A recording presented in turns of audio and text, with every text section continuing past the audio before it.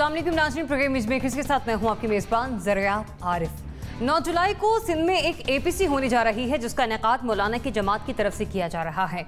उधर बिलावल भुट्टो जरदारी साहब ने भी शहबाज शरीफ का उनसे रब्ता हुआ है और इसमें एपीसी बुलाने पर बातचीत हुई है। लेकिन क्या इस बार बातों से निकलकर मामलात आगे बढ़ेंगे या फिर इस तरह की बातें जो हैं वो सिर्फ खबरों की जीनत बनी रह जाएंगी? दूसरा ये कि वफाकी वजारत तालीम ने सितंबर में तालीमी इदारे खोलने पर इत्तफाक किया है जिसकी हतमी मंजूरी आना अभी बाकी है। लेकिन क्या मौजूदा हालात में ये फैसला दुरुस्त है? क्योंकि अगर नंबर ऑफ केसेस की बात करें कोरोना के मामले पर तो वो थमने का नाम नहीं ले रहे हैं, जबकि ये भी इत्तलात हैं मुख्तलिफ सूबों की तरफ से कि टेस्टिंग कैपेसिटी जो है वो कम है बजाय इसके कि वो दिन ब दिन इंक्रीज हो। फिर हम बात करेंगे JIT रिपोर्ट्स के हवाले से जिस पर अली जैदी साहब और पीपल्स पार्टी के दरमियान मामला दिन ब दिन खराब से खराब तर होते चले जा रहे हैं। आए रोज एक दूसरे पर इल्जामात का सिलसिला खत्म होने का नाम नहीं ले रहा। आज मुराद अली शाह साहब ने कहा कि अली जैदी मुल्ज़मान को बचाने की कोशिश कर रहे हैं, वफाक से किसी भी चीज़ की तवक्को की जा सकती है। तो बात करने के लिए प्रोग्राम में हमारे साथ मौजूद होंगे सीनियर सहाफ़ी तजज़ियाकार नासिर चौथाई साहब। NBC बहुत शुक्रिया प्रोग्राम में अपना वक्त देने के लिए। हमें ज्वाइन कर रहे हैं लेफ्टिनेंट जनरल रिटायर्ड गुलाम मुस्तफ़ा साहब। Sir thanks for joining us. हमारे साथ मौजूद होंगे सीनियर सहाफ़ी तजज़ियाकार कामरान यूसुफ साहब, एंकर पर्सन तजज़ियाकार अमीर अब्बास भी हमें ज्वाइन कर रहे हैं और सहाफ़ी तजज़ियाकार दुर्दाना नजम साहिबा भी प्रोग्राम में हमारे साथ शामिल गुफ्तगू होंगी। तो सबसे पहले बात कर लेते हैं अपोजिशन के APC के हवाले से कि जो कि एक बार फिर से हमें मुतहरिक होती हुई दिखाई दे रही है।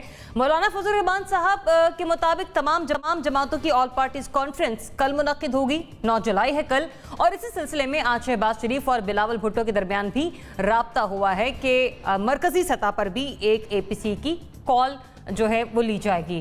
ताहम ऐसे में अगर हम ये देखें कि एक तरफ सिंध की APC, दूसरी तरफ वफाकी सतह पर भी APC बुलाने पर इत्तफाक हो रहा है, तो क्या बड़ी सियासी जंग हुकूमत के खिलाफ हकीकतन अपोजिशन करने के लिए संजीदा है? किसी हद तक नासिर चौथाई साहब बड़ी कयास आराइयाँ हो रही थी पिछले 2 हफ्तों से कि APC बुलाई जाएगी। अब हम अगर सिंध की सतह पर देखें तो वहाँ पर भी ऑल पार्टीज कॉन्फ्रेंस है, हम अगर वफाक की सतह पर देखें तो भी 2 बड़ी पार्टियों के दरमियान इस पर इत्तफाक हो गया है। इस बार अपोजिशन है संजीदा? मेरा ख्याल है कल का जो सवाल था आपका उसका असर हो गया है। अच्छा। और उन्होंने कॉल कर ली है बिलावल को। शिकवा यही था ना कि बिलावल का फोन भी नहीं उठा रहे, उससे बात भी नहीं कर रहे।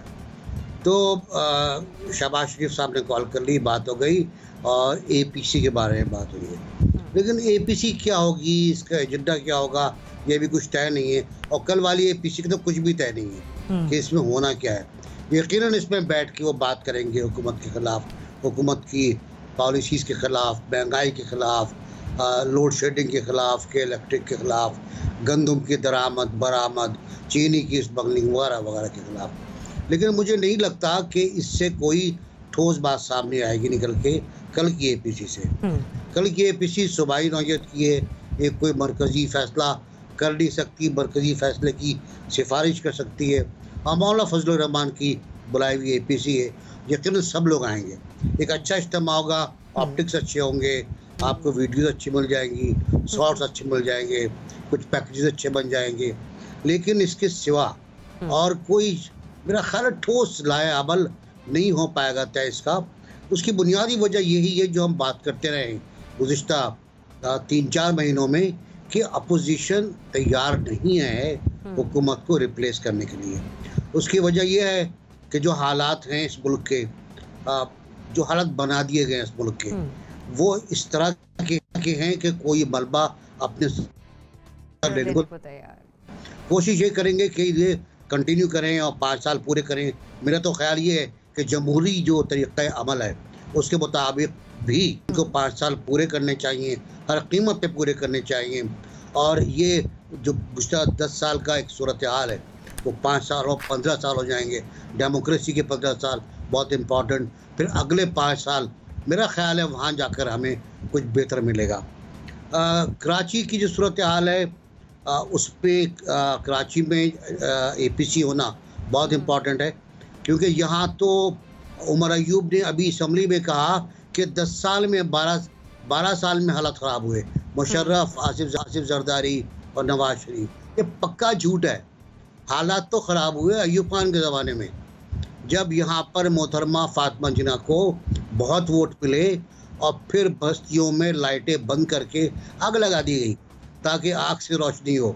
डॉक्टर पिरज़ादा कासिम का बहुत ज़बरदस्त शेर है शहर तलब करे अगर तुमसे इलाज तीरगी, साहिब इख्तियार हो आग लगा दिया करो। तो मेरा ख्याल है कि ये आग हुई जब से चल रही है और उसके बाद से शहर बिजली का शिकार हो गया, बिजली की किल्लत का शिकार हो गया मुस्तकिल। भुट्टो साहब हो, बेनज़ीर हो, कोई भी हो, कायम अली शाह हो या जफर अली शाह हो, जाम साकी हो, जाम सादिक हो, सब ने बड़ा। आपने अपनी गुफ्तगू में दो बातें कही यहाँ पर। आपने कहा कि ऑप्टिक्स अच्छे होंगे, सब इकट्ठे होंगे, लेकिन आउटकम्स उस तरह से नहीं आएंगे। फिर मैं क्या मतलब निकालूं इसका बात का कि संजीदा है लेकिन मतलब कामयाब नहीं होगी अगर बुला भी लेती है एपीसी तो? मुमकिन है संजीदा हो लेकिन कामयाब नहीं होंगे। ठीक है अमीर, कल एक एपीसी और आने वाले दिनों में भी एक एपीसी मुतवक्को वफाक की सतह पर, मरकज की सतह पर है। संजीदा इस बार अपोजिशन इस हुकूमत के खिलाफ? देखिए पिछले 2 साल में माशाल्लाह जितनी एपीसीज कर चुकी हैं अपोजिशन की सारी जमातें, ये काउंटर प्रोडक्टिव होना शुरू हो गई हैं। इनका फ़ायदा नहीं मिल रहा, अब इनको आहिस्ता आहिस्ता नुकसान होना शुरू होगा इसका। आप 40 साल की सियासी तारीख उठा के देखें पाकिस्तान की। मैं 40 साल से पीछे इसलिए नहीं जा रहा क्योंकि उस वक्त नून लीग या नवाज शरीफ साहब की सियासत का वजूद नहीं था। तो 40 साल अगर आप उठा के देखें हमारी सियासत के, तो पीपल्स पार्टी और मुस्लिम लीग नून, ये 2 बड़ी जमातें 40 साल में सिर्फ एक दफ़ा इत्तेहादी के तौर पर इकट्ठी आईं। 2008 के इलेक्शन के बाद जब ये वफाकी हुकूमत इन्होंने मिल के बनाई, लेकिन इन दोनों के इत्तेहाद की हालत ये थी कि वो 6 माह से ज़्यादा चल नहीं सका।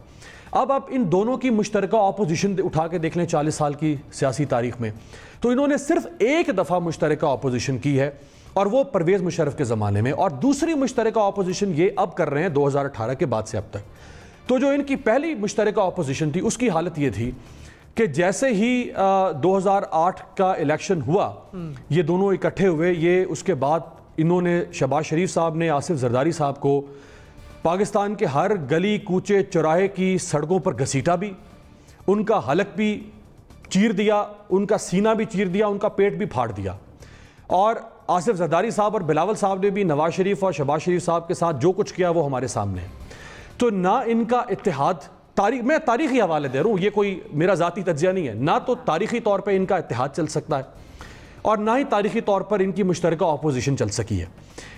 जो छोटी जमातें इस वक्त अपोजिशन की, अगर हम उनकी बात करें तो वो सारी अगर इकट्ठी हो जाएं, जिसमें ANP है, जिसमें जमात इस्लामी है, जिसमें JUI फे है, जिसमें आफ्ताब शेरपाओ है, उनकी तो कोई सही नहीं है इस वक्त सियासत के अंदर, या कोई और 1-2 छोटी जमातें जो हैं, वो हुकूमत का बाल बीका नहीं कर सकती हैं। वो एक APC छोड़ के, वो एक APC अगर रोज़ाना सुबह करें, एक शाम को करें फक्की की तरह, 3 साल भी करते रहे, कोई फ़र्क नहीं पड़ेगा। हाँ, फ़र्क तब पड़ेगा अगर 2 बड़ी जमातें पीपल्स पार्टी या मुस्लिम लीग नून, इनमें से कोई एक जमात अगर अपना पलड़ा सही मानों में, जिसे अपोजिशन कहते हैं, हुकूमत को नाको चने चबवाना, अगर ये कर दे एक जमात, फिर इस हुकूमत के लिए मुश्किल होगा। लेकिन ये नहीं करेगी, क्यों? क्योंकि इनका जो इत्तेहाद या इनका अपोजिशन का इत्तेहाद या हुकूमती इत्तेहाद वो मुफादात पर मबनी है। इनमें से कोई जमात भी बदकिस्मती से, ये पाकिस्तान की बदकिस्मती है कि वो नजरियाती जमात बाकी नहीं रह गई हुई। ये सिर्फ और सिर्फ एक टफ वॉर है, जैसे न्यूयॉर्क में टफ वॉर हुई थी एक जमाने में, ये मेरा हिस्सा है, ये तुम्हारा हिस्सा है, ये हिस्से बखरे करने के लिए, केक का हिस्सा खाने के लिए जमातें सब। इसलिए मुझे नहीं लगता कि ये ऑपोजिशन में कुछ ज्यादा बिगाड़ सकती है। मतलब ये नहीं कि सिर्फ एक पॉलिटिकल एक्टिविटी होगी, इससे ज्यादा बल्कि जैसे वो कहा चुगताई साहब ने कि फोटो सेशन होगा, अच्छे शॉट्स मिल जाएंगे आपको, यादगारी तस्वीरें मिल जाएंगी और कुछ नहीं। सही। कामरान, क्या होने जा रहा है कल आने वाले अगले हफ्ते में भी? मतलब दोनों तरफ से देखिए, सूबाई सतह पर भी आ रही है APC, फेडरल लेवल पर भी आ रही है। अब इस बार कोई संजीदगी नजर आ रही है आपको? मैं नासिर बेग चुगताई साहब ने एक बात की थी कि बिल्कुल ये जमहूरी तौर पर 5 साल के लिए इलेक्ट हुए हैं, तो इनको 5 साल पूरे करने चाहिए। जाहिर है कि इनकी इस बात में बिल्कुल ये असूली तौर पर सही बात भी कर रहे हैं। थोड़ी शरारत भी है कि शायद मैं भी इस बात पर यकीन रखता हूं कि 5 साल पूरे करने चाहिए, कि जिनको लोग तब्दीली के तलबगार थे ना, उनको समझ आ जाएगी कि 5 साल के बाद इस मुल्क के क्या हालात होंगे। तो मेरे ख्याल में आइंदा से इस तरह की तब्दीली की बात नहीं करेंगे। एक तो ये बात हो गई। दूसरा, ये बात बिल्कुल अपनी जगह पे कायम है कि ये जो APC सूबाई सतह पे हो रही है या वफाकी सतह पर भी होगी, तो क्या इससे कोई बहुत बड़ी तब्दीली ला पाएंगे? उसका बहुत हद तक दारोमदार ये है कि आपका एंड ऑब्जेक्टिव क्या है। अगर ऑपोजिशन चाहे, 2 जो बड़ी जमातें हैं, पाकिस्तान मुस्लिम लीग नवाज और पाकिस्तान पीपल्स पार्टी, अगर वो चाहें कि इस हुकूमत को चलता करना है या जेन्युइनली इनको टफ टाइम देना है, तो जो इस वक्त इस हुकूमत की कारकर्दगी है, तो यकीनन वो अपने मकसद में कामयाब अगर ना भी हों, तो हुकूमत के लिए बहुत बड़ी मुश्किलात पैदा कर सकते हैं। लेकिन सवाल यह है कि क्या इस तरह का वो इरादा रखते हैं?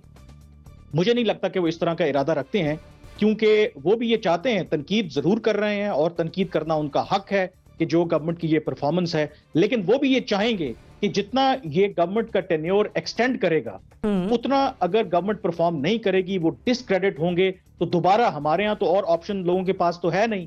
अगर आप जमहूरियत पर इक्तिफा करना चाहते हैं, या तो पीपल्स पार्टी तो या फिर मुस्लिम लीग नवाज अगले इलेक्शन में आएगी, तो इनकी तो ख्वाहिश होगी कि इनको मजीद टाइम मिले, ये मजीद डिसक्रेडिट हो और हम उसका पॉलिटिकल माइलेज लें। तो ये जो एपीसी हो रही है, इसमें छोटी बड़ी जमातें, ये जो मौजूदा हालात हैं, गवर्नमेंट की कारकर्दगी है या कोई कारकर्दगी नहीं है, उस पर एक पॉलिटिकल प्रेशर जरूर बनाएंगे और अपने मफादात के तहफ़्फ़ुज़ के लिए और जो पब्लिक सेंटिमेंट है उनको अपने हक में करने के लिए ये जरूर किसी हद तक कामयाब होंगे। और सियासत इसी का नाम है कि ऑपोजिशन को अगर आप लूज बॉल फेंकेंगे, गवर्नमेंट अगर उनको पै दर पै मौके फराहम करेगी कि वो पॉइंट स्कोर करें, तो फिर ऑपोजिशन तो इतनी भोली बाली नहीं है, वो तो पूरा फायदा उठाएगी। तो मुझे लगता है कि इसका पर्पस भी यही है, पॉलिटिकल प्रेशर इनके ऊपर बिल्ड करना है और ग्रेजुअली आगे लेकर चलना है, और साथ ही साथ इनकी यकीनन नजर अगले इलेक्शंस पर भी होगी और ये बताना है कि देखें ये तब्दीली के नाम पर ये लोग आए थे, आपने इनका मजा चख लिया, अब आप सोच लें कि आपके पास पीपल्स पार्टी और पीएमएलएन के अलावा और कोई बेहतर ऑप्शन नहीं है। सही, पॉलिटिकल प्रेशर करने की ये एक कोशिश हो सकती है ऑपोजिशन की तरफ से। जनरल साहब, आपको क्या लगता है, अब ये जो एपीसी होने जा रही है, संजीदगी नजर आ रही है इसमें किसी हद तक आपको ऑपोजिशन की? देखिए, ऑपोजिशन के पास जब से इमरान खान साहब इलेक्ट होकर आए हैं, पीटीआई हुकूमत में आई है, मेरे नहीं ख्याल कोई भी हफ्ता शायद ऐसे गुजरा हो जिसमें कि अपोजिशन के पास ये मौका ना हो कि वो मिलकर बैठकर इमरान खान साहब को अपनी सीट से चलता करें। नंबर एक। नंबर दो, ऑपोजिशन किन असूलों पर खड़ी है, नून लीग का क्या असूल है, क्या उनकी पॉलिटिकल फिलॉसफी है, पीस पार्टी की क्या पॉलिटिकल फिलॉसफी है, और मौलाना फजल रहमान साहब की क्या पॉलिटिकल फिलॉसफी है।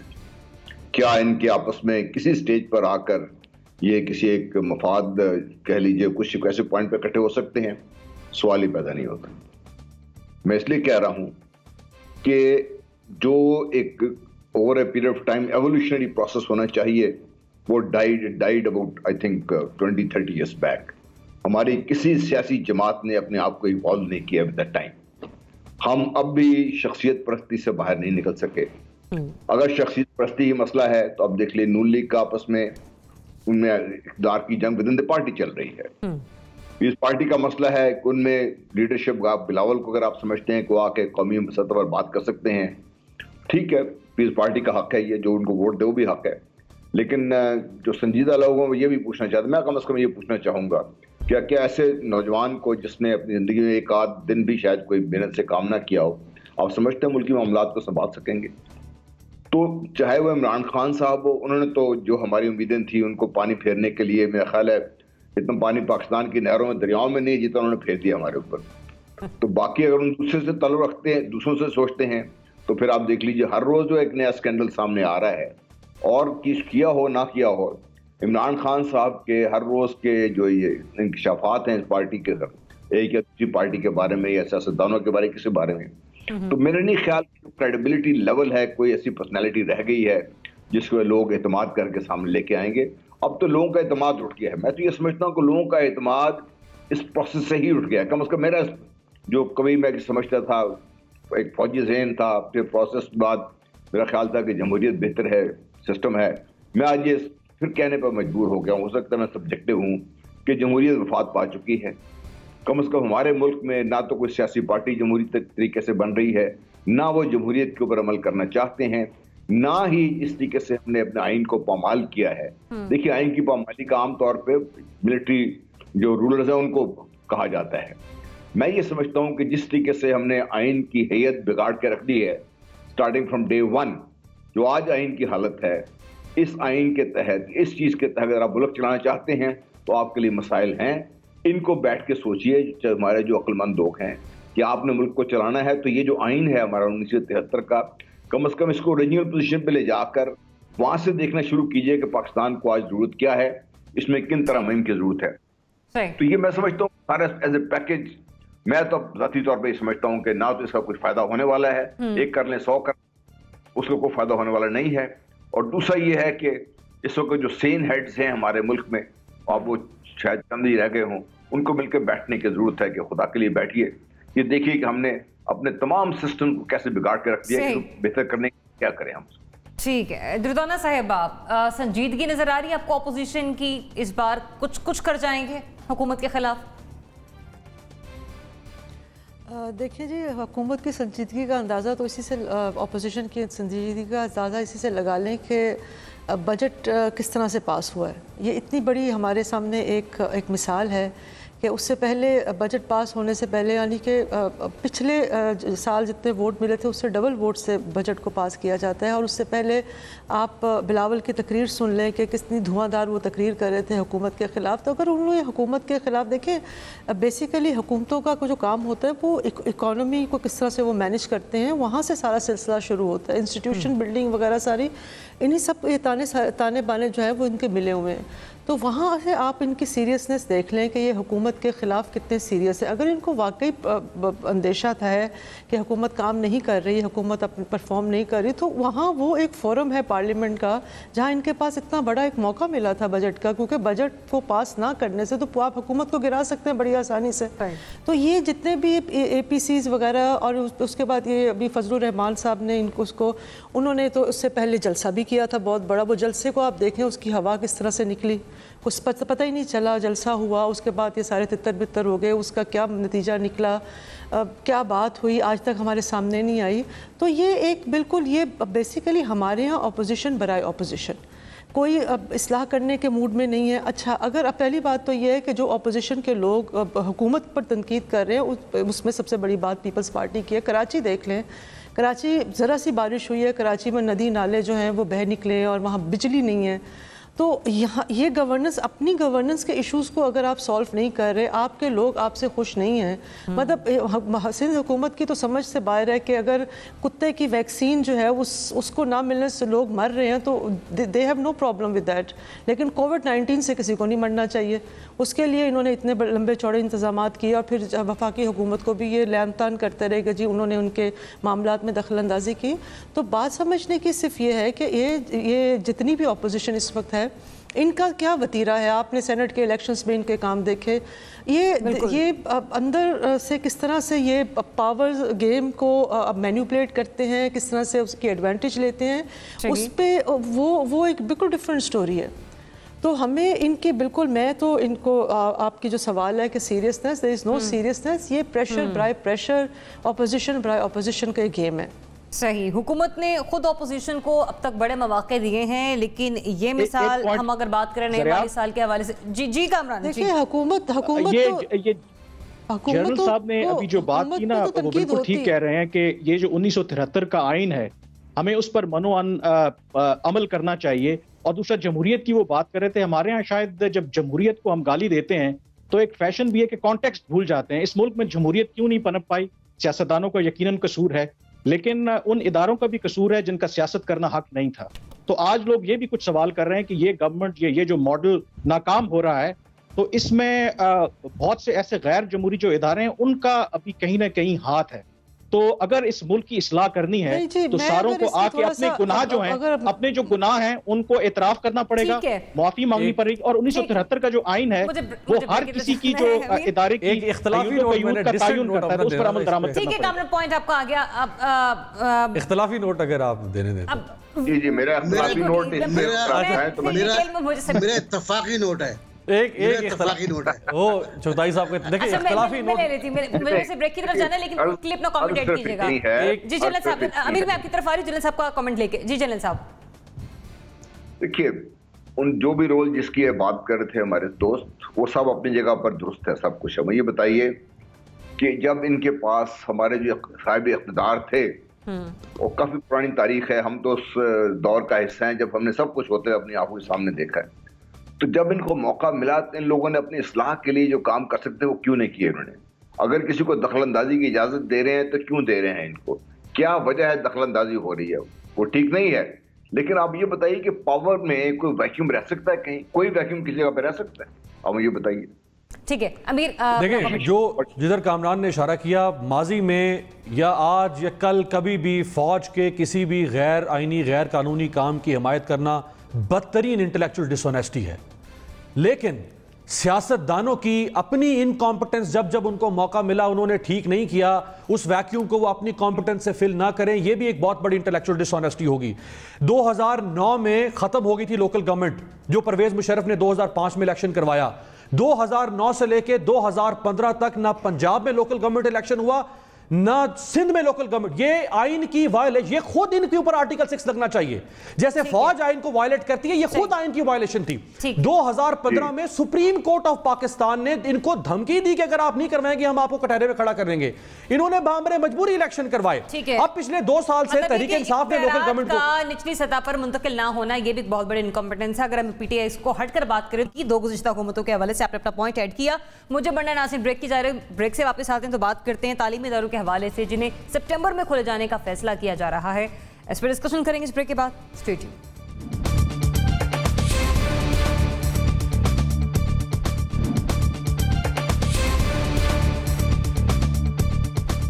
Welcome back. नाज़रीन, मुल्क भर के तालीमी इदारे सितंबर के पहले हफ्ते में एसओपीज के साथ खोलने पर इत्तफाक हुआ है। ये भी फैसला किया कि एसओपीज के तहत इम्तिहानात लेने की भी इजाज़त दी जाएगी। ताहम इस हवाले से अगर हम बात करें कि हतमी मंजूरी कब दी जाएगी, तो वो एनसीओसी के इजलास के बाद ही इसकी हतमी मंजूरी मुतवक्को है।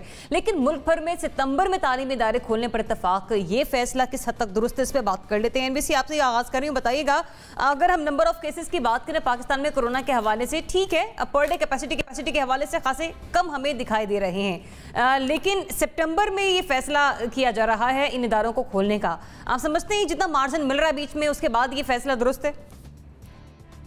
देखिए जरिए, आप इस बारे में पहले भी अपने बात की है और मेरी दरख्वास्त यही थी कि अगर हम थर्ड वर्ल्ड के, और अब साउथ एशिया कह लें, आप फार ईस्ट कह लें, इनके स्टैंडर्ड्स पर पूरे उतरते हों एसओपीज के मुकाबले में, तो स्कूल खोल लें आप। लेकिन अभी सितंबर बहुत दूर है। सितंबर देखें खतरे पे क्या गुजरे, खतरे पे गौर होने तक अभी कोरोना का पीक आया या नहीं आया हमें तो पता ही नहीं। जो हमारे साइंटिस्ट हैं वो भी बेचारे बेबस हैं, उनको भी नहीं पता कि कोरोना का पीक आया नहीं आया, फ्लैटेंड हुआ नहीं हुआ, टेस्टिंग कितनी हो रही है। कल 50 टेस्ट हुए हैं बलूचिस्तान में और 27 पॉजिटिव निकले। इसी हिसाब से आप देखते चले जाइए कि बीमारी कितनी है और कितनी बताई जा रही है। मैं किसी पे इल्ज़ाम कोई नहीं लगा रहा, मैं सिर्फ ये कह रहा हूँ हमने टेस्टिंग कम की है।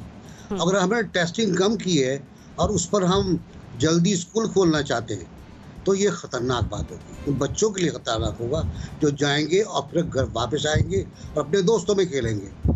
वो एक आदमी 58 बंदों को मुतासिर करता है कोरोना से। और अब तो ख़तरनाक सूरत हाल क्या है, जो रिपोर्ट्स आ रही हैं वो ये हैं कि ये एयरबॉर्न भी है। इसके पर्टिकुलर जो होते हैं वो हवा में उड़ते हैं और लग जाते हैं। नई रिसर्च जो आई है अभी, अगर किसी ने पढ़ी हो, वो ये है कि ये हवा में भी, कोई छींक मारता है, कोई खांसता है तो हवा में भी जाता है और ये मास्क भी इसमें काम नहीं करेगा। तो फिर क्या करेंगे? बहुत अच्छी बात है स्कूल खोलना, बहुत अच्छी बात है इल्म हासिल करना, लेकिन ज़्यादा अहम बात बच्चों की हिफाजत है और माशरे की हिफाजत है। अमीर, सितंबर मतलब आज जुलाई, अभी 2 महीने बाकी हैं, लेकिन फिर भी अगर ये फैसला किया जा रहा है तो ये दुरुस्त है? बहुत हसास फैसला होगा अगर ये होगा। मुझे नहीं समझ आती कि इसकी ज़िम्मेदारी खुदा ना खास्ता जो हम जानते हैं कि अगर बच्चे स्कूल में जाएं और एक क्लासरूम में 30-30 40-40 बच्चे बैठें, छोटे क्लासरूम्स हैं, हर स्कूल को आप अभी फौरी तौर पे असर नौ उसकी तामीर कर नहीं सकते। बहुत सारे ऐसे स्कूल हैं बड़े शहरों में भी, देहातों में भी, सरकारी स्कूल भी, प्राइवेट स्कूल, कि जिनमें छोटे क्लासरूम्स हैं, उनमें सोशल डिस्टेंसिंग को मेंटेन नहीं रखा जा सकता। फिर बच्चे अगर बाहर निकल के खेलेंगे तो उस दौरान आप कैसे उनको कंट्रोल करेंगे? ये फ़ैसला जो भी करेगा ये उसको अपने कंधों पे इसका बोझ उठाना पड़ेगा। मेरा ख्याल है सबसे पहले तो कि हुकूमत को इस फैसले को, बिलखुसूस इस फैसले को पार्लियामेंट में लेके जाना चाहिए, ऑपोजिशन को की एंडोर्समेंट लेनी चाहिए। अगर खुदा न खास्ता इससे बच्चों के हवाले से कोई मामला बिगड़ेंगे तो फिर ये इसका बोझ हुकूमत को इकट्ठा उठाना पड़ेगा अकेले तनहा, वरना फिर ऑपोजिशन भी साथ होगी। अगर कुछ गड़बड़ हुई तो फिर ऑपोजिशन ने जो हशर हुकूमत के साथ करना है वो भी आज से ही आप इनको वार्न कर सकते हैं। बहुत सारे ऐसे पेरेंट्स हैं ज़रा, आप अगर आप पेरेंट्स से सर्वे करें तो बहुत सारे ऐसे पेरेंट्स हैं जो कह रहे हैं कि अगर हुकूमत ने स्कूल खोल भी दिए तो हम बच्चों को स्कूल नहीं भेजेंगे। तो अब एक और क्योस हो जाएगा यहाँ पे। अब अगर बच्चे खुद तो नहीं ये जा सकते ना, छोटे बच्चों को तो उनके पेरेंट्स अलाउ करेंगे। देखिए ना, जो कॉलेज एंड यूनिवर्सिटी या सेकेंडरी एजुकेशन तक तो आप कर सकते हैं मैनेज, उससे छोटे बच्चे जो हैं अगर पेरेंट्स उनको नहीं भेजते तो आप गन पॉइंट पर तो ला नहीं सकते। तो ये एक अजीब क्योटिक किस्म की सिचुएशन हो सकती है। लेकिन ये भी हम नहीं कह सकते कि एक इनडेफिनिट पीरियड के लिए आप स्कूलों को बंद कर दें, क्योंकि अभी तो अगले 1-1.5 साल तक कोई चांस ही नहीं है कि वैक्सीन बन के दुनिया के 7.5 अरब लोगों तक। बात वहां पे ये भी थी कि हुकूमत के पास अगर ये फैसला करने के लिए 2 माह है भी, तो तैयारी उन एसओपीज के हवाले से ऐसी स्ट्रांग होनी चाहिए। हाँ, जारी बात है, वेस्ट में बहुत सारी जगहों पे स्कूल्स खुले हैं लेकिन एसओपीज के साथ खुले हैं। और वो वहां पे देखिए एसओपीज का अगेन मेरा पहले दिन से इख्तलाफ है कि हमारी सोसाइटी में और वेस्टर्न सोसाइटी जो सिविलाइज सोसाइटी है, डिसिप्लिन सोसाइटी है, एक अनडिसिप्लिन और अनसिविलाइज सोसाइटी में आप एसओपीज पर अमल दरामद 100% नहीं करवा सकते। ठीक, मतलब तो फैसला आप कहने के किसी हद तक दुरुस्त है, क्योंकि एक ना एक दिन हमें जारी बात है खोलना तो आपको जाना है। जनरल साहब, देखिए मैं ये समझता हूँ कि सितंबर में स्कूल नहीं खुलेंगे। ये जो कॉन्फ्रेंस हुई है और शौकत महमूद साहब का बयान है, ये एक उनकी ख्वाहिश जरूर हो सकती है, लेकिन इसको कोई रिस्क लेने को तैयार नहीं होगा। जब ये नेशनल कमांड सेंटर में जाएगा वहां पे और जो सूरत हाल वाजे होगी वहां पे, अगर ये अल्लाह करे ये बीमारी अंडर कंट्रोल आ जाती है और वबा से आगे नहीं फैलती, वो हो भी जाए, तब भी मैं ये समझता हूँ कि सितंबर नहीं दिसंबर की डेट अगर देते तो शायद ज्यादा बेहतर होता। वो सारे रीजन आपने बता दिए हैं। मैं सिर्फ ये ऐड करना चाहूंगा कि बहुत सारे जगहों पर एक जो आपकी क्लास में वहाँ पे 100 बच्चा बैठता है आपका। हमें ये नहीं भूलना चाहिए जो गवर्नमेंट स्कूल्स की जो हालत है, जो प्राइवेट स्कूल्स हैं वहाँ पे भी हालत अब इतनी बिगड़ गई है, क्योंकि उनको भी फीस लेने का इतना शौक है कि उन्होंने भी कोई क्लासरूम में जो होना चाहिए कि 15-20 बच्चों से ज्यादा वो नहीं रखा हुआ उन्होंने। तो बच्चे फिर बच्चे हैं, और मैं नहीं समझता कि कोई ऐसा ही फैसला करेगा, ना ये होना चाहिए फैसला। हुकूमत को इस पे भी सोचना चाहिए, इंतजार करना चाहिए। जहां पे मगरबी दुनिया में जहां पे खुले हैं स्कूल, वहां पर भी चंद जगहों पर भी दोबारा जो ये वबा जो फैल रही है, दोबारा जो आ रही है, रिबाउंड कर रही है कहीं की जगह पर, वहां मसाइल उनके लिए बन रहे हैं ये। और जो रिसर्च अभी नई से नई रिसर्च आ रही है, अभी तक पूरी तरह किसी को इस बीमारी के ऊपर हैंडल ही नहीं है कि भाई क्या चीज है। टेस्ट अभी तक आप वो नहीं दरियाफ्त कर सके जो 100% हो। आपके जो टेस्ट पाकिस्तान में हो रहे हैं, ये कहीं भी हो रहे हैं, वो 70% उनकी एक्यूरेसी है। तो अभी तक तो हम यहाँ नहीं पहुंचे, तो अभी इतनी बड़ी रिस्क मैं नहीं समझता कि हुकूमत लेगी। जल्दबाजी के साथ अभी कुछ किसी हद तक ये फैसला किया जा रहा है, और अगर एनसीओसी में मामला जाता है तो वहां से ऑब्जेक्शन जो है वो रिजेक्शन की सूरत में सामने आ सकती है। कामरान, देखें, आपने खुद ही जिक्र किया कि इसका हतमी फैसला एनसीओसी करेगी कि क्या सितंबर में स्कूल खुलने चाहिए या नहीं खुलने चाहिए। अब जाहिर है कि एनसीओसी के पास तमाम जो डाटा है और दूसरा जो डॉक्टर्स की एडवाइस है, तमाम चीजें उनके सामने मौजूद होती हैं। अब एक बात अपनी जगह पे बिल्कुल ठीक है कि क्या ये स्कूल जो है गैर मुअय्यना मुद्दत के लिए बंद किए जा सकते हैं, यार बिल्कुल नहीं किए जा सकते। लेकिन ये भी अपनी जगह पे बात मौजूद है कि आप बच्चों को रिस्क पे भी नहीं डाल सकते। तो इसके लिए जैसे गवर्नमेंट मशावरत कर रही है, जो प्राइवेट स्कूल्स के मालकान हैं, इसमें तो मेरे ख्याल में जो वालिदैन की रिप्रेजेंटेशन है वो भी होनी चाहिए कि वालिदैन कितना कंफर्टेबल हैं कि बच्चों को स्कूल भेजने में। मुझे लगता है कि अभी तक शायद जो गवर्नमेंट है वो वालिदैन का इनपुट नहीं ले पा रही। और दूसरा जो सबसे इंपॉर्टेंट बात, अगेन जब कोरोना वायरस की हम बात करते हैं, वो मईशत को खोलने की बात हो, लॉकडाउन नरम करने की बात हो, या कोई भी फैसला लेने की बात हो, पूरी दुनिया में अब एक रानुमा असूल बन गया है कि आप जो भी इनपुट या डिसीजन करना है वो based on the medical advice करना है, डॉक्टर्स की एडवाइस पे करना है। तो देखने वाली ये बात है कि एनसीओसी और जो जिन डॉक्टर्स की खिदमात गवर्नमेंट ले रही है, उन डॉक्टर्स का क्या इनपुट है कि क्या एसओपीज फॉलो करने के बावजूद ये जो हजारों लाखों करोड़ों बच्चे जब स्कूल जाएंगे, तो क्या ये मुमकिन है कि उनको अगर एसओपीज के साथ भी स्कूल भेजा जाए और इस चीज की जमानत दी जा सकती है कि उसकी वजह से कोरोना वायरस की वबा नहीं फैलेगी। तो मेरे ख्याल में गवर्नमेंट को इस हवाले से टेंटेटिव डेडलाइन वो जरूर सेट कर रहे हैं। जल्दबाजी से काम नहीं लेना चाहिए। और दूसरी बात हमें याद रखनी चाहिए कि अभी तक हमें ये नहीं पता कि हमारे यहाँ कोरोना की पीक कब आएगी, कब आनी है। जब तक ये चीजें डिटर्मिन नहीं हो जाती तो मेरे ख्याल में कोई भी इस तरह का फैसला करना कबलस वक्त होगा। ठीक, दुर्दाना साहिबा। जी, देखिए बात यह है कि हाँ, जैसे अभी सबने बात तो वैसे इस पर हो चुकी है, लेकिन अगर आप प्राइवेट स्कूल्स तो फिर थोड़ी जिम्मेदारी का एहसास उनमें होता है, क्योंकि वो फीसेस इतनी सारी चार्ज कर रहे होते हैं, तो they have a liability and responsibility उसको जस्टिफाई करने के लिए शायद वो कहीं ना कहीं कोई SOPs जो हैं वो लागू कर लें। लेकिन और वो भी मैं उन प्राइवेट स्कूल्स की बात कर रही हूँ जो अब हाई एंड पे हैं, लेकिन बहुत सारे प्राइवेट स्कूल्स ऐसे हैं जो गली मोहल्लों में खुले हुए हैं, छोटे छोटे घरों में खुले हुए हैं, तो वहाँ SOPs कैसे, आप अभी बाज़ार जाकर देख लें आप SOPs का हाल। यहाँ अडल्ट जो हैं, मतलब नौजवान लोग जो हैं, वो SOPs की खिलाफ वर्जी कर रहे हैं, क्योंकि सिर्फ कहीं ना कहीं आपको मास्क के साथ लोग नज़र आ जाते हैं, इसके अलावा जो एक डिस्टेंसिंग है, सोशल डिस्टेंसिंग, वो हमें कहीं नज़र नहीं आती।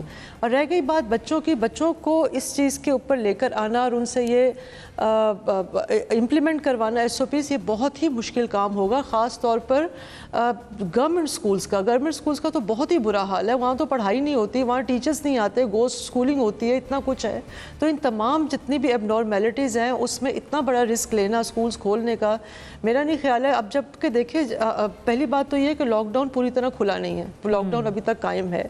उसके अलावा आप ये देखें कि ऑफिस जो है वहाँ अल्टरनेटिव डेज पे लोग जा रहे हैं, तो इतनी सारी सिचुएशन पे जहाँ इतना प्रिकॉशन लिया जा रहा है, वहाँ स्कूल से और बच्चों से ये उम्मीद रखना कि वो बच्चे तो बाय टेम्परामेंट ऐसे होते हैं कि दे वांट टू प्ले, वो उनको मिक्सअप होने का शौक होता है, आप कितनी देर तक उनको एक बांध कर रख सकते हैं। तो जब तक कि मैं बात बिल्कुल तायद करूँगी कि WHO के अगर जब तक इस मामले में अगर अहकामात नहीं आते, और जितने भी दुनिया भर में स्कूल्स खुले भी हैं, वो दोबारा से शट डाउन करने की कोशिश की जा रही है। तो आइदर ये एक्सपेरिमेंट होगा, तो उसके बाद they have to close down the schools, या फिर ये है कि फिर हमें बहुत बड़ा कोई डिजास्टर फेस करना पड़ेगा। हुकूमत जल्दबाजी में आकर इस किस्म का कोई फैसला ना ले, इंतजार करें कि WHO की जानिब से सिलसिले में किस किस्म का जो हिदायत हैं वो जारी की जाती हैं। कामरान ने यहाँ पर एक पॉइंट ऐड किया था, मैं सेगमेंट क्लोज करते हुए जरूर ऐड करूँगी कि बच्चों के परफॉर्मेंस के हवाले से अगर पेरेंट्स मीटिंग कॉल की जा सकती है, तो इस सिलसिले में भी पेरेंट्स मीटिंग का होना ज़रूरी है, ताकि किसी भी किस्म के फैसले के हवाले से वालिदैन को एतमाद मिल जा सके। मुझे बढ़ना चाहिए ब्रेक की तरफ,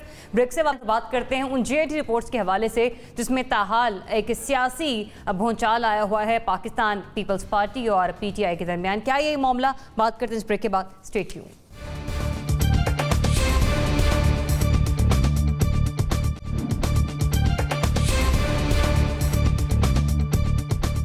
सात सिग्नेचर्स की ओरिजिनल JIT होम डिपार्टमेंट में मौजूद है।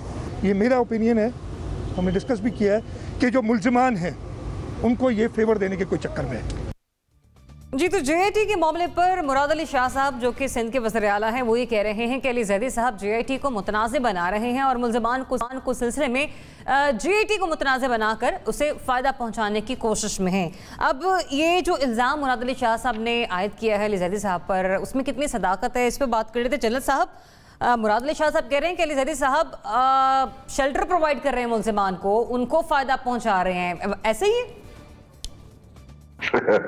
मुराद अली शाह साहब से ये भी तो पूछना चाहिए ना कि 4 साल हो गए JIT को, और उसमें ऐसी चीजें थी जिसमें तो ज्यादा शोर शराबे की जरूरत भी नहीं थी। एस्पिनॉज का केस था ज़ैर बरोश साहब पे, वो क्यों सामने नहीं आया, उसके ऊपर मुकदमे क्यों नहीं बने। तो मेरा अपना ख्याल ये है कि नंबर 1 तो JIT के साथ ऑल इज नॉट वेल, 4 साल तक ये पड़ी रही और आज ये सामने आई है हमारे। और नंबर 2 मेरा जो दुख मुझे इस चीज का है, कितने बड़े बड़े हादसा हमारे यहाँ हुए और इस हद तक जाकर मेरा ख्याल सिर्फ ये सियासी शोबदाबाजी रह गई है, इसको हम संजीदगी से ले ही नहीं रहे इन केसेस को। 250 से ज्यादा अफराद को जिंदा जला दिया गया। फिर एक शख्स है जो कन्फेस कर रहा है कि 158 आदमियों को उन्होंने कत्ल किया है।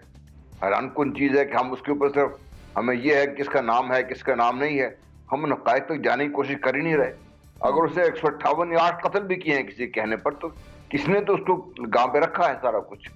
तो मेरा कहने का मकसद ये कि हमें सियासी शोधाबाजियों से, अपने सियासी मफादात से, इससे बाहर निकलकर इस खुदा के लिए जितना बड़े जुल्म हुए हमारे साथ, ये चाहे कोई भी केस ले लीजिए आप, इसमें चाहे जनरल मुशर्रफ के वक्त का ये 12 मई का किस्सा था कराची वाला, वो भी ले लीजिए। ये सारे जो केसेस हैं ये हमारे बैसियत कौम, हमारे बात के ऊपर ये कलंक का टीका है और ये रहेंगे। और अगर हमारा जो सिस्टम है इन लोगों को सजा नहीं दे सकता, जिसमें सब लोग शामिल हैं, मैं समझता हूँ इसमें हमारी जुडिशल सिस्टम शामिल है, वक्त नहीं दे सकता, तो फिर अगर जब कानून नहीं है, इंसाफ नहीं है, तो फिर हमारे मुआशरे को जिम्मेदारी लेने का हक नहीं है। जी, आप कह रहे हैं कि पॉलिटिकल पॉइंट्स स्कोरिंग है ये। एनबीसी जहाँ इंसाफ नहीं है वो मुआशरा दीमक ज़दा होता है। आपको बिल्डिंग नज़र आती है खड़ी हुई, लेकिन फिर वो बिल्डिंग धड़ाम से गिर जाती है, चाहे वो माशाल्लाह का ज़माना हो, जमहूरी ज़माना हो। जीआईटी में जितने नाम हैं, मेरा ख्याल है कि उन पर एक जुडिशल कमीशन कायम किया जाए। अब वो तमाम लोग जिनके नाम जीआईटी में हैं और मुकदमे में नहीं हैं, उनको चाहिए कि वो उस कमीशन के सामने पेश हों।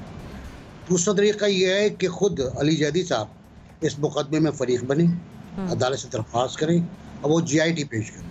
तीसरा तरीका ये है कि लीगल कमीशन जो है वो जीआईटी के दोनों कॉपियों का मुकाबला करे, तकाबुल करे, और अगर कोई फोर्जरी हुई है तो सख्त तरीन कार्रवाई करे। और चौथा ये है कि हम एक बड़ा कमीशन कायम करते हैं तमाम जीआईटीज़ के ऊपर जिन पर भी फैसले नहीं हुए हैं। बेतहाशा जीआईटीज़ हैं जिन पर फैसले नहीं हुए हैं, हमारे पंजाब, बलूचिस्तान, केपी के हर जगह के। ये क्यों बनाते हैं फिर हम जीआईटी? मुझे पता है कि इस जीआईटी का कोई कानूनी इख्तियार भी नहीं है, कोई कानूनी जवाब भी नहीं बनता अदालतों में, लेकिन एक रिपोर्ट आपके सामने आ जाती है। अब पनामा की रिपोर्ट आपके सामने आई, दूसरे और भी बहुत से मुकदमे वो भी रिपोर्ट सामने आई। मॉडल टाउन की रिपोर्ट अभी बंद है, वो नहीं खुल रही है। साहिवाल को हम गलती कह रहे हैं कि हमसे गलती हो गई, लेकिन जो कराची में होता रहा है उसको हम ठंडे पेटों बर्दाश्त नहीं कर सकते। हमारी नस्लों को मारा गया है, कत्ल किया गया है, यहाँ लोगों के घरों को उजाड़ा गया है और लोगों को इस शहर से भगाया गया है। तो जाहिर सी बात टाइम हमारे पास है नहीं, उन्हें बहुत बड़ा मरसिया है ये। तो मेरा ख्याल ये है इस पर कार्रवाई होनी चाहिए और जिसके भी नाम है वो पेश हो। मतलब मुराद अली शाह साहब आपसे आप क्या समझते हैं कि वो ठीक कह रहे हैं, फिर ये नहीं कह रहे हैं? नहीं, वो असल में पीपल्स पार्टी को नुकसान पहुंचाना चाह रहे थे। अच्छा, अली जैदी साहब, उनका कोई और मसला नहीं था। ठीक है। अमीर, वाकई मुतनाज़े बना रहे हैं अली जैदी साहब इस सारे मामले को? तीन चीज़ें मैं कहना चाहूँगा। अगर तो अली जैदी इसको मुतनाज़ा बना रहे हैं और मुल्ज़मान को फ़ायदा पहुँचाना चाह रहे हैं, तो मुराद अली शाह साहब को चाहिए था कि जैसे कल अली जैदी ने सुप्रीम कोर्ट से सो मोटो नोटिस लेने की दरख्वास्त की, इसी तरह मुराद अली शाह अली जैदी की जीआईटी रिपोर्ट के खिलाफ सुप्रीम कोर्ट से सो मोटो नोटिस लेने की दरख्वास्त कर देते। तो supreme court, apex court of Pakistan फैसला कर देगी कि अली जैदी की रिपोर्ट झूठी है या मुराद अली शाह साहब की रिपोर्ट जाली है, झूठी है। दूसरी बात यह कि वो कह रहे हैं कि जी मुल्ज़मान को फ़ायदा पहुंचाने की कोशिश कर रही है। मेरे सामने रिपोर्ट पड़ी है, 35-36 सफ़ात की रिपोर्ट है जो हुकूमत ने शाया की। इस रिपोर्ट में एक मुल्ज़िम है असल में, और उसका नाम है उज़ैर बलोच। सारा नज़ला सिंध हुकूमत की रिपोर्ट में उज़ैर बलोच पर डाल दिया गया।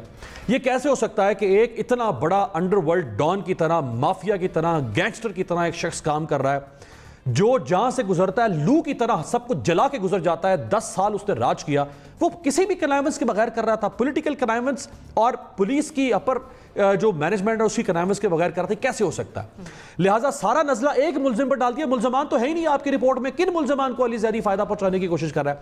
तीसरी और आखिरी बात यह कि अली जैदी ने 2017 में 2016 में पकड़ा गया था ये, और खुद सिंध हुकूमत ने इसके ऊपर जीआईटी बनाई। 2016 से लेकर 2017 तक रिपोर्ट सामने नहीं आई। 2017 में अली जैदी सिंध हाई कोर्ट जाता है, 3 साल वो हाई कोर्ट में केस लड़ता है। हाई कोर्ट से वो फैसला जाके लेता है कि, और हाई कोर्ट कहती है कि इस रिपोर्ट को पब्लिक करें। तो अली जैदी फिर मुल्ज़मान को फायदा पहुंचाना चाह रहा है। नहीं होता कि वो प्रोटेक्ट कर रहे होंगे इन क्रिमिनल्स को। कामरान, देखें, मुराद अली शाह साहब का बयान तो जाहिर है कि ये सियासत इसके ऊपर हो रही है, वो तो एक सियासी बयान है। लेकिन मेरे लिए जो सबसे परेशान कुन बात है कि ये कैसा मुल्क है कि हमारे यहाँ एक बात का अभी तक तयन नहीं हो रहा कि एक जीआईटी बनती है कि कौन सी रिपोर्ट असली है, कौन सी जाली है। अगर हुकूमत को ये लगता है कि उनके पास, या अली जैदी को लगता है कि उनकी रिपोर्ट असली है और सिंध गवर्नमेंट की जाली है, तो बड़ा आसान तरीका है। 7 में से कम 4 जो अरकान है इसके अंदर जो जीआईटीज बनी थी, उनका ताल्लुक डायरेक्ट विफाक से है या विफाक के ज़ेरे इंतजाम वो आते हैं।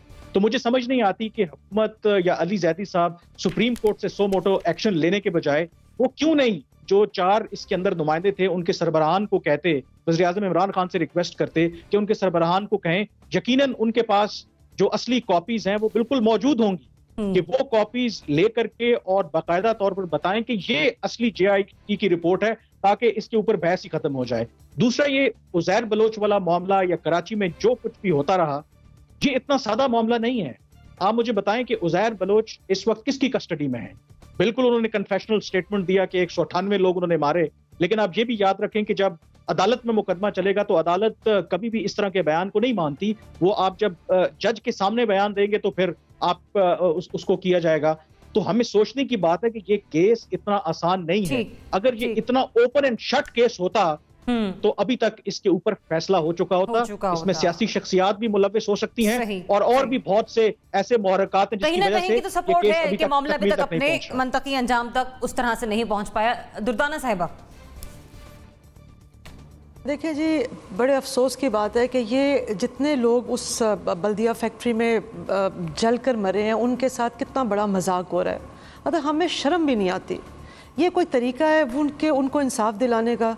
कौन सी GIT, ये सबको पता है कि किस तरह से पीपल्स पार्टी को प्रेशराइज करने के लिए ये कितने अरसे से, कितने महीनों से ये एक तमाशा चला हुआ है। और उनको प्रेशराइज करने के लिए कभी एक पटारी में से एक चीज़ निकाली जाती है, फिर दूसरी पटारी में दूसरी चीज़ निकाली जाती है। This is just all political gimmick. आपस में ये जितनी भी सियासी पार्टीज़ हैं ये एक दूसरे को प्रेशराइज करने के लिए टैक्टिक्स हैं, कोई सीरियस नहीं है। अब मुझे आप बताएं, डॉक्टर आसिम के खिलाफ कितने आप लोग सबूत मिले, कितने आप केसेस किए गए, उसके बाद क्या किया? कोई कन्विक्शन हुई? कोई उन पर फर्दर जुर्म आयद हुआ? कोई उनको जेल हुई? कुछ हुआ? कुछ भी नहीं हुआ। उठाकर उनको बरी कर दिया और वो बाहर चले गए। What the hell are we doing? मतलब हम किसको बेवकूफ बना रहे हैं? ये JIT और इस मौके पर मतलब आप रहे हैं लिजैदी की नीयत इस मामले को कंट्रोवर्शियल बनाने की नहीं है, तो लिहाजा मुराद अली शाह साहब का इल्जाम इस सिलसिले में तज्ज़ियाकार समझते हैं कि दुरुस्त नहीं है। इसके साथ ही नाज़रीन इजाज़त दीजिए, अल्लाह हाफ़िज़।